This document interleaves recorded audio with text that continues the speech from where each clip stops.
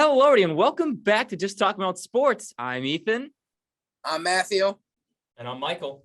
And Matt, what are we doing today? Just talking about sports. Woo! Well, welcome back to, if you are tired of seeing our faces, we're sorry because we're not going away anytime soon, because as long as college basketball is here, there are more videos to film, and the conference tournaments are still going on, and we are now in our third part, as we got, I think, 4 more conferences that we're going to be covering today. Some of the more lesser known ones, not going to be the highest, our best teams to be talking about in this video, but hey, got to show credit to every single conference. And so today we're going to be talking about the SoCon, the CAA, the Summit, and the American East. So if you're a normie or doesn't really understand that, you probably have no idea what I just said. So, but for now, we're going to try and educate everybody and start off with our first conference for today, and that one is going to be the SoCon, or otherwise known as the Southern Conference. And so this one has been at least led for the most part by one team, and that is the Chattanooga Mocs. And for the rest of the teams, it's just been everyone's been kind of chasing them all season long. And so, Matt, you got Chattanooga, or is there some other sleeper pick you're thinking? This conference has been dominated the last 5 or 10 years by the Spartans of UNC Greensboro. They're having one of the worst years we've seen from them in a long, long time. They're out of this picture, though I do have them beating Samford in the opening round because I think Samford sucks. But Chattanooga is the team to beat, but I'm going to be different because I don't think it's that far off to see Chattanooga lose. They've never had this big moment. Team that has been known to clutch up in big moments in this tournament, and in any tournament for that matter. They beat Villanova, beat UNC a couple years ago in the same year. The Paladins of Furman. Give me Furman in this. They've always been so close, right on the edge, but there's always one team that was better in this conference. Last year was UNC Greensboro. 3 years ago, wow, it's been that long, holy cow. 3 years ago, Wofford and Fletcher McGee stopped this team from going all the way in the SoCon. I don't see that big of a threat this year. I think Chattanooga's a great team. I think Furman can beat them. I think they finally get that NCAA tournament bid that they deserve. Oh, wow. A little bit of an upset pick here, but Mike is going to be doing the same thing. So Furman is actually the betting favorite to win this conference. They really like Furman because Chattanooga kind of fell apart later in the year. But this Chattanooga team was without big man Silvio De Sousa. And if you normies, as Ethan mentioned earlier, remember the name, it's because he almost hit a man over the head with a chair when he played for Kansas. So yeah, you see the reactions there, remember. But he's been out. Furman's look great. They're clearly the 2 best teams in this conference. Furman has according to the odds, like a 41% chance to win the title at plus 140 versus Chattanooga is 2-1, which means 33%. So about like 70% you're hitting on for these 2 teams to win it. I agree. I think they're far and away the 2 best teams, but I really like this Chattanooga team, man. I really like them. Malachi Smith is awesome. He is an excellent lead guard for this team. David Jean-Baptiste, who was injured for a couple of games, another great scorer. Silvio De Sousa, he can hit a man over the head with the chair and he can get dunks. That's really all I need out of a big man.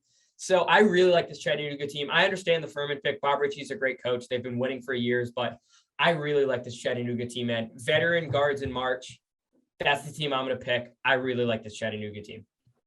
Wow. I mean, I thought like he pretty much took all the words that I was going to try and say about the Chattanooga team, because as there's one thing we know about March and March Madness, there's one thing that always matters, and that's experience. And yes, Furman has had experience in the past playing, but there's players who have been consistently playing. This is an older team in Chattanooga and the Mocs this year, and they've been falling just short year after year after year. But I think Malachi Smith this year, I think, can finally do. He's averaging 20.3 points per game, and I feel like he deserves at least one shot at the tournament, as he's never even gotten one the entire career that he's been at Chattanooga. And so this year, this season for Chattanooga, they've only had, I believe it looks like they've only had 4 losses. The two losses at home were against UNC and VMI. Their losses aren't really that great, but they've beaten all these higher up teams. They swept Furman. They only lost once to Samford, and that one was at, I believe, Samford. But once again, Samford is one of the luckiest teams on KenPom, so I'm not counting them in any sort of way. They're a garbage team, and so I just think this Chattanooga team has got it in them, and I hope that these mocks can finally get into the March Madness, and Malachi Smith finally gets his shot at March Madness. And so that's going to do it here for our SoCon conference. And now we're going to be moving on to our next one. This one is going to be the CAA, or the Colonial Athletic Association. Yes, that is a conference for those who don't really watch as often as well. And so in this conference, the Towson Tigers and UNC Wilmington Seahawks sit atop. Towson come into this on a 7-game winning streak, pretty red hot, with and then a few other teams in Hofstra and the rest of them. So in a little bit more of a, I guess, top heavy CAA this year. Who do you got, Matt? This has been more impressive than in prior years for the Colonial. Still bad, but not horrible. Drexel did win this tournament as the 4 seed last year. Look where they are again, the 4 seed, but not, they won't have it this year. UNC Wilmington, they made it a couple years ago, had a good effort as a 12 seed. I have not seen enough from them to say, oh, they're going to win this conference. So no, 2 teams make it to the championship with experience in this situation. First of all, pick the team that's on fire. Towson's won 7 in a row. And the pride of Hofstra, who made the tournament, well, who were selected to the tournament in 2020, won their conference. Then it got canceled. So they never got the opportunity to perform at this stage with Justin Wright Foreman, among many others. Towson and Hofstra are going to be your championship game. That's my call. Towson wins because they have right now a red hot streak. I wouldn't have picked them had they not won 7 in a row. It's always going to be riding a momentum wave into March. They're going to get that first round bye. Then they're going to get to play William and Mary. Oh no. Oh, excuse me. Or Northeastern. Are we really scared? And I think Drexel and Delaware are both incredibly easy opponents, especially in the second round. So give me Towson. I think they're going to be building a really good run into March Madness, and they could be a sneaky 15. We'll see. You sticking with the red hot Towson Tigers, Michael? So when you look at Ken Palm, the luckiest team in the country, it is actually not. I think Ethan mentioned Samford earlier, where we all agree. I think UNCG beat Samford too, but it is UNC Wilmington who is the 2 seed in this conference, and it is because they went on a streak where, like, it was I'm trying to count it right now, but math is hard. I think it was about a 10-game win streak where they would get behind in games, come back and win them. That's just what they did. It was the same recipe they followed for like 10 straight games, including wins over JMU, who I liked in the beginning of the year, over Hofstra, over Drexel, teams like that. They did get swept by Towson, I believe. No, they did not, actually. They beat Towson in that streak as well. But the next game they played Towson and they lost by 24. Towson smoked them. I like this team though. So I was in a pool where if you picked a team that was seeded 1 or 2, you didn't get bonus points. 3 or below, you got bonus points. In that pool, I picked Hofstra to win this conference because I don't like this Towson team. The analytics love them. Like, they are 65th in Ken Palm. The next closest is Hofstra, who's like 112th. The analytics absolutely love this Towson team. They live too close to where I'm from, so I can't pick them. That's really it. They just live too close to me, so I'm not picking them. No logic behind that. Terry Nolan, who was their 4th leading scorer, was, I think, a stud at Bradley. So that kind of lets you know like where they stand in terms of roster. In that example, I picked Hofstra in that pool because 3 seed, I think they have a legit chance. Aaron Estrada is insane. He's so good. Jalen Ray, Zach Cooks, they have 3 great guards who I really like. So if I had to pick a team seeded 3 or lower, it's Towson. Another stat I saw from Delaware, they have transfer Dylan Painter from top 100 recruit, I believe, from Villanova. In 25 games he's played in, when Dylan Painter makes 8 or more field goals, or he has 8 or more field goals attempted, the team is 11-2 as of February 28th. Shout out to Blue Hens Radio on Twitter for this stat. When he is under 8, they are 4-8. So he makes a huge difference in this team. They need him to be firing on all cylinders. If you want a team that has a guy that can get going, it's him. I think this is a conference where dogs are going to be hunting. Towson has like a 50% chance to win this conference according to the odds. Then it's Hofstra at 350, Drexel 10-1, Charleston 10-1, UNC Wilmington 12-1. So this conference is tough for me to pick. In the end, screw it. I'm taking Wilmington. I like this team. I don't care. They got down. They fight hard. It's like Keem Phillips is a guard I really like. They gamble in the passing lanes. They got good guards. Screw it. It's a team 12-1 for a 2 seed seems kind of fair. It seems kind of fair. This analysts hate this team, but I like this team. They fight. They claw. go to home court. They could very well lose in the first round. Last time I picked a 2 seed in this conference, they played Elon. Elon made 93s and beat William and Mary. So Elon could do that again. It wouldn't surprise me if they do, and I would just look foolish for picking this team. But in this video, in that pool, I took Hofstra. In this video, I'm taking Wilmington. Ride or die. Let's go Seahawks. It's not a GTA sports video without massive indecision from Michael DeRosa. So thank you. Agreed. Every single time, man. He's got to make sure he gets the right pick just in case. You never know.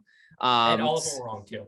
Every single time I'm indecisive. Well, for people who didn't remember, you did finish first in last one. We did cover all of them. So Matthew had a little bit more of a rush streak, and I finished second. So we'll try and keep track as these conferences begin to start finishing up towards the end of our conference tournament championship ideas. But into my pick for the CAA, I really, really want, like, I'm leaning towards Towson because it's like the first time they've good, and I feel like this is like the perfect run for them to be able to do it. But last time I checked, I'm about 25% Irish. And you know what the Irish people are very good at?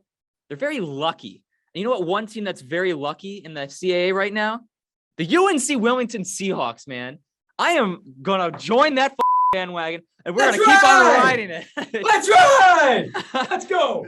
This team right here, yes, they have struggled to be able to stay, consistent, even though, like I said, they were on a 10-game winning streak. This team has been, besides the 7-game winning streak that Towson had, this team was able to beat Towson at Towson. So that shows that they're able to play, and they're able to play under pressure. And so not many teams are able to do that and be able to continue to keep coming back and keep coming back and keep coming back. And yes, betting against them was always horrible because they would never cover the spread.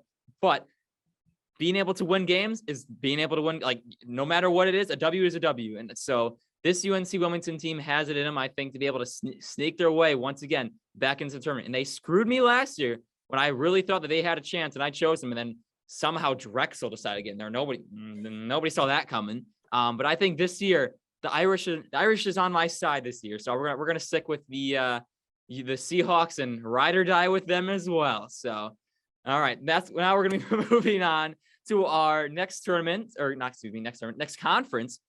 And that is going to be the Summit League. This one has been just straight awesome to cover this year. As we mentioned that Murray State was able to go undefeated in conference this year in a previous video. But the other team that not yet mentioned is actually in this conference. And they are indeed the South Dakota State Jackrabbits at 18-0. They sit atop the conference with a few other really good teams in North Dakota State and Oral Roberts. Yes, Max Asmus is still on this team. So Matt, who do you got in the Summit League? There's a battle of two different Matthew Posners right now. The one is, 18-0 record in the Summit League. South Dakota State is going to win. And then the other side, oh my God, Oral Roberts is back. Oh yeah. So two sides of the brain. I would kill to see Oral Roberts back in this tournament. It is incredible what they did last year. I want to see it again, damn it. It's just not going to happen. South Dakota State is going to run through this conference as they have all year long. I pick Oral Roberts in the championship to get there, but South Dakota State will clean up. This team is going far. This is the team to watch in your brackets this year. Oh, wow. That's pretty simple there from Matt. I like it. So Michael, going to be changing anything? You're going to try and stick with the team that's undefeated. Yeah, so undefeated records are important. Believe it or not, if you can win games, you are more likely to win your conference tournament. The odds reflect that because South Dakota State is minus 175, which basically means they have a 63% chance of winning their conference according to the odds. I agree with that number. This team is just so good. For context on how this team is so good, their fourth leading scorer's name is Luke Appel, Appel. I could be mispronouncing that. If I am, I'm sorry, but he's not watching this video, so it doesn't matter. He's their fourth leading scorer. He averages 9.5 points a game. In their second to most recent game where they beat Oral Roberts in overtime in this insane game, he put up 41 points. 41 points from your fourth leading scorer. This team, granted, I picked against Towson, who has the best offense in the CAA. So my logic is kind of like all over the place, but that it is March. It's supposed to be that way. South Dakota State has the 13th best offense in the country. That's 13th best offense in the country. That includes teams that they are better than, like Davidson, obviously is great. UCLA, Illinois, Michigan, Auburn, Colorado State, who I love, Connecticut, North Carolina, Providence, Loyola, who we've mentioned in other videos, Florida. I can keep going on and on and on. USC, Notre Dame, Wisconsin. I could keep going for teams that are ranked. Texas Tech, Murray State, Arkansas. They have a better offense than all of these Keep teams. it going. All of these teams. That's in 13th best offense in the country. That's insane. And when I look at just the stats, and I've watched this team play a couple times too, they're awesome. Baylor Shireman is the leader on this team in points, rebounds, assists, and steals. The Mike Daum prodigy has returned to this program. Exactly. He gives me a lot of, remember Chandler Vaudrin last year from Winthrop?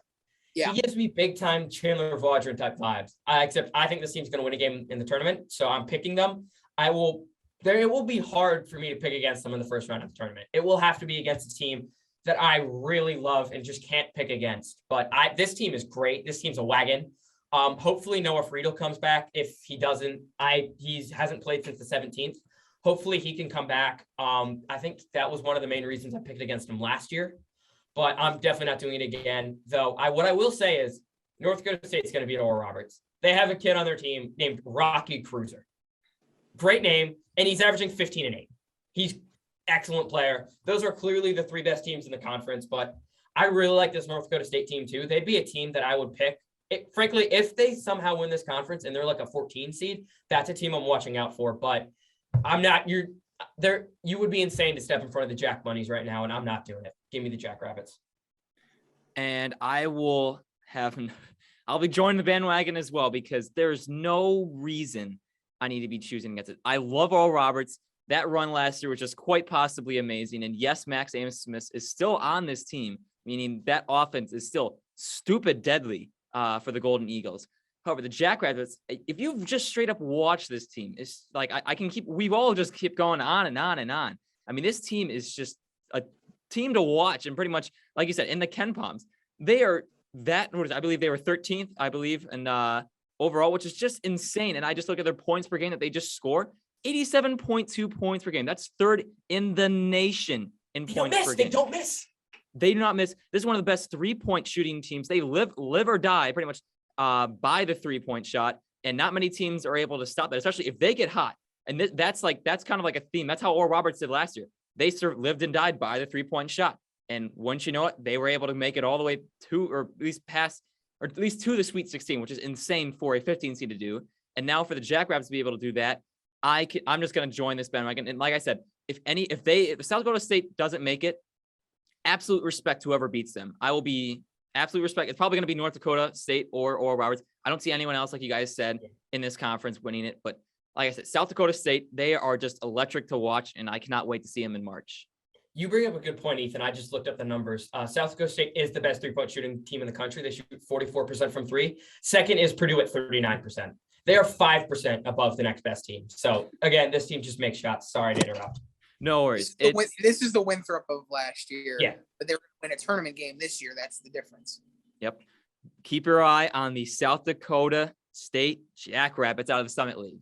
And that brings us to our final conference here in our video.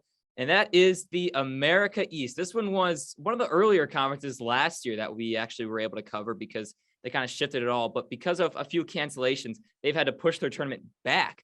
And now they're just beginning to start. I believe they're going to be starting right around, I think, March 6th. So this conference, there is one team and nobody else is close in this one. Vermont Catamounts sit atop. Pretty much exactly how it was last year. As they sit atop, minus the part that somehow Hartford was able to make it last year. Nobody knows how that happened. But they sit atop, and UMBC sits below, and literally just everybody else is pretty much in a similar record. But Vermont literally 1 loss, next close to 7 losses. That's insane. So are you guys going to even try choosing against Vermont this year? Well, no, but I want to, you know. My favorite memory of March Madness history, and I'll bring it up every year, and I'll bring it up. But I'll never forget UMBC. Like, that's the story I'll tell my grandchildren. I'll never forget that run. the whole family went downstairs, watched the game, and were like, this is happening. This is unbelievable. Nobody believed it could happen until it actually happened, and UMBC beat Virginia by 20. So I will always root for them, but it feels like they just haven't been able to capture that magic over the last few years. And it's because Vermont is just, their father. But I think this is Vermont's dominance again. UMBC is probably going to falter, I think, before the championship. They did it last year, too. I don't have a great feeling about this UMBC team. Keep out for a Stony Brook or a New Hampshire to try and threaten a Vermont late. But Vermont should clear this conference. I don't feel great about them as a March Madness team this year, actually. I normally feel great about them. There's just, they don't play in a great conference. So I don't feel like they will make a big run, but you never know. Anything can happen in March. Vermont should clean this conference. I'm excited to see what they can do in March. All right. Another easy pick for you, Michael.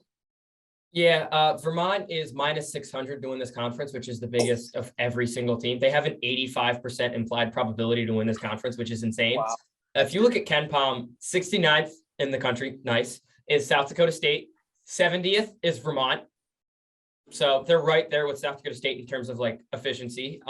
More balanced, 61st efficient, most efficient offense, 93rd most efficient defense. They have the best offense and defense in this conference.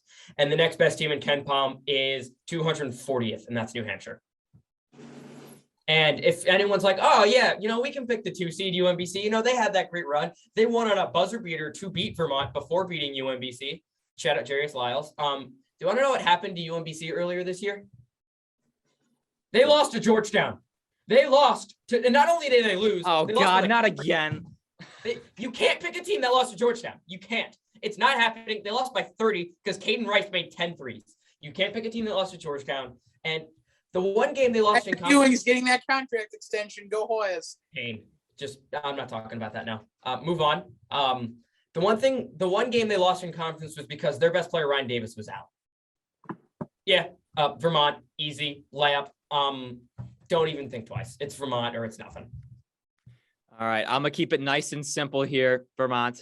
There's no doubt in my mind that I'll be picking them. But like I said, I was wearing my UMBC sweatshirt yesterday. We should have been able to have it on, but we had a little corny issues. I'm not going to point out or point any fingers. But I would have been able to have my little bit where I say, oh man, I love UMBC. This is the greatest team. They are by far one of my favorite college basketball teams ever. But like I said, they don't have Darnell Rogers this year. The fucking legend himself, 5'2" and all. He just graduated last year. Very big, sad moment for all of us. But because of that, and because there is such a significant gap between everybody else, Vermont is going to easily win this one. They're going to win this in their sleep. They don't even have to try in this conference this year. So give me the Catamounts, ride or die by them. But that's going to do it here, obviously, for our third part of our conference championship or conference tournament predictions video. Thank you all for making it all the way to the end. And we enjoy this. We're going to continue to keep pumping out more videos. We got video 3 of, I think, about 7 videos we're going to be putting out in these next 2 weeks. So be on the lookout for more of them. If you haven't checked out our previous videos, link will be in the description. But as always, I think that's going to do it here. And until next time, we'll be here just talking about sports.